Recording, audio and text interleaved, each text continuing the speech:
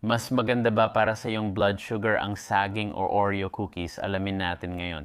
Kakainin ko lang itong masasarap na Oreo cookies para sa almusal at bukas saging lang ang kakainin ko, wala nang iba, wala nang dagdag. Magsusuot ako ng continuous glucose monitor na nakakabit sa balat at sumusukat ng blood sugar ko buong araw. Makikita natin sa telepono kung paano nagbabago ang blood sugar ko kada 5 minuto. Titingnan natin ang blood sugar ko bago ako kumain ng mga cookies at mga saging na yan at pagkatapos ay regular nating susuriin ito sa loob ng ilang oras matapos kong kainin ang mga iyon. Pareho namang makakapagpataas ng blood glucose ang saging at Oreo cookies dahil mataas ang asukal nila, natural sa saging, processed naman sa Oreo. Simulan na natin at tukuyin kung alin ang mas masama. Unang araw na, kakainin ko itong Oreos para almusal.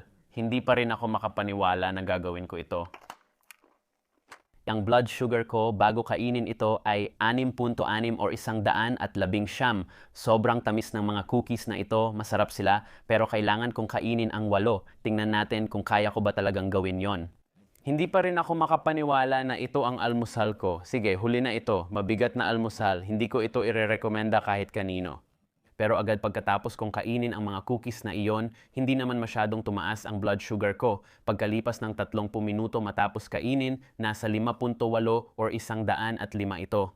At 60 minuto pagkatapos kainin ang mga iyon, nasa 7.7 or 138 na ito. Araw-dalawa ang almusal ko ay itong masasarap, matatamis at hinog na saging. Ang blood sugar ko bago kainin ang mga saging ay 5.8 o 104 at kakain ako ng 3 sa mga medium-sized na saging na ito. Nang binalatan ko sila at inilagay sa timbangan, umabot sila ng mga 260 gramo. At pagkatapos kong kainin ang mga saging na ito, pakiramdam ko ay talagang maganda, puno ng enerhiya, mas magaan ang pakiramdam ko, hindi tulad ng pagkakain ko ng mga Oreo na may guilt, pero tingnan natin kung ano ang mangyayari sa blood sugar ko. Pagkalipas ng 30 minuto matapos kainin ang mga saging, ang blood sugar ko ay nasa 5.1 o 72. And 60 minuto matapos kong kainin ang mga saging, ang blood sugar ko ay nasa 72 or 130.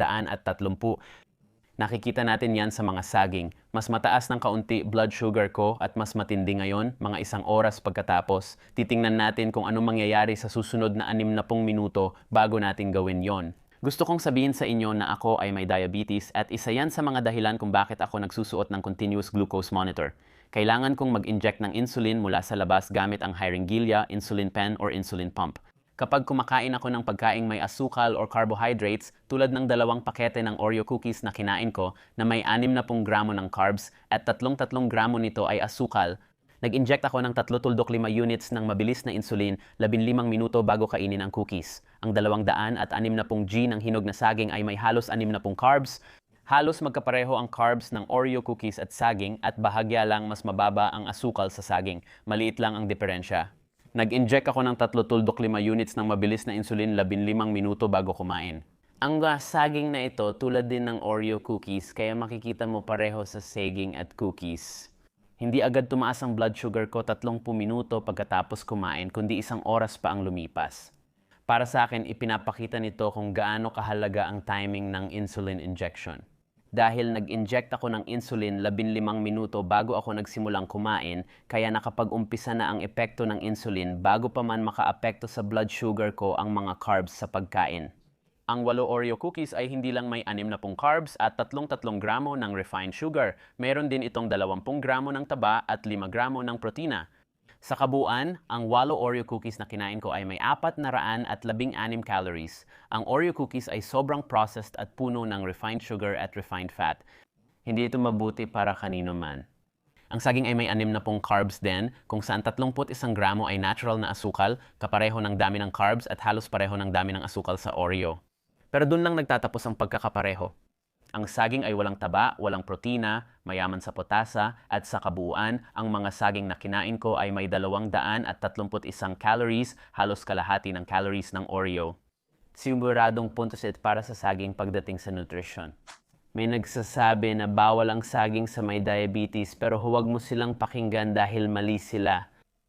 Ngayon, ikumpara natin ang blood sugar ko 2 oras matapos kainin ang bawat isa. Blood sugar ang pinaka-importanting bagay sa test na ito, unang araw. 2 oras matapos kong kainin ang mga cookies na iyon, ang blood sugar ko ay nasa 6.4 o 116 at talagang pantay lang ang trend nito. Halos hindi ako makapaniwala na hindi tumaas ng husto ang blood sugar ko dahil sa mga cookies at halos perpekto ang galaw ng blood sugar ko pagkatapos kumain. Siyempre, nag-inject ako ng insulin bago kumain pero inaasahan ko pa rin na magkakaroon ng kaunting pagtaas. Parang sinasabi na perfect ang cookies para sa blood sugar pero sa tingin ko hindi naman talaga. 2 oras na ang lumipas mula nang kainin ko ang mga saging na iyon at ang blood sugar ko ay nasa 4.7 lang, mga 85 milligrams per deciliter ito. Kita mo, patuloy na bumababa ang blood sugar ko ngayon. Talagang bumabagsak na ito. At sa tingin ko, dahil ito sa natitirang aktibong insulin sa katawan ko na ininom ko bago kainin ang mga saging na iyon. Wala na sigurong asukal mula sa saging na gamit na ito ng katawan ko kaya baka bumababa na ang blood sugar ko. Kaya kukuha ako ng ilang glucose tablets ngayon para maiwasan ang mababang blood sugar na maaring delikado para sa akin. At sa tingin ko rin, may malaking pagkakaiba ang cookies at saging kasi ang cookies ay may taba, sa totoo lang, medyo marami ring taba.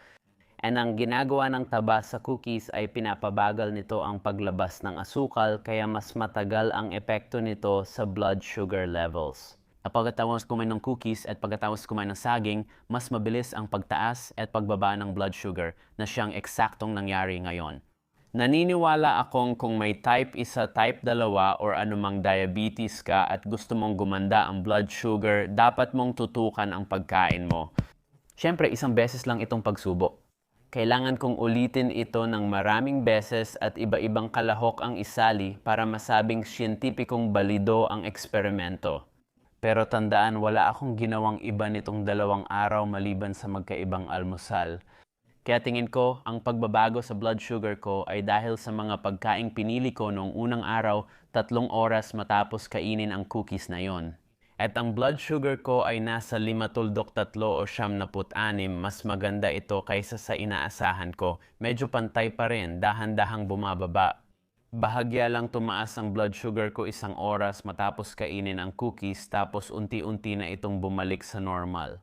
Mukhang tama ang tinira kong dose ng insulin pati na rin ang timing ng insulin at pagiging bukas ko. Hindi palaging ganito ang nangyayari. Medyo sinuwerte ako sa pagkakataong ito pero pagdating sa saging mas naging matindi ang nangyari.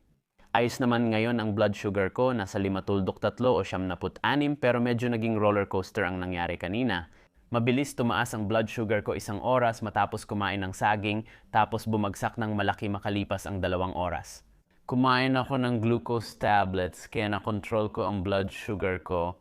Medyo mas okay ang naging resulta sa cookies kahit dito sa test na to at nagulat ako kasi kadalasan nahihirapan ako sa cookies at kadalasan sa cookies. Ang napapansin ko, unti-unting tumataas ang blood sugar ko ng ilang oras pagkatapos kumain nun. Pero hindi nangyari yon ngayon. By the way mga kaibigan, pipiliin nyo ba ang Oreo cookies kaysa sa saging? Sabihin nyo sa comments, ako pipiliin ko talaga ang saging kahit kailan. Medyo mas mabilis lang tumaas ang blood sugar ko sa saging. Sa palagay ko, mas okay nang palitan yon kaysa magpasok ng maraming processed na asukal at taba sa katawan. Sinasabi ko ba na bawal ang cookies kung diabetic ka? Hindi naman sa opinion ko at hindi ako doktor o nutrisyonista, lahat ay tungkol sa balanse. At hanggat hindi mo sosobrahan ang pagkain ng cookies at mapanatili mo ang tamang antas ng blood sugar mo, dapat ay pwede kang kumain ng kahit anong gusto mo. Pakisabi kung nagustuhan mo ang video format na ito at anong 2 pagkain ang gusto mong ipagkumpara ko sa susunod. Kung interesado ka pa sa iba kong paboritong pagkain, sumali sa aking Patreon or mag-book ng coaching call. Mga link ay nasa ibaba.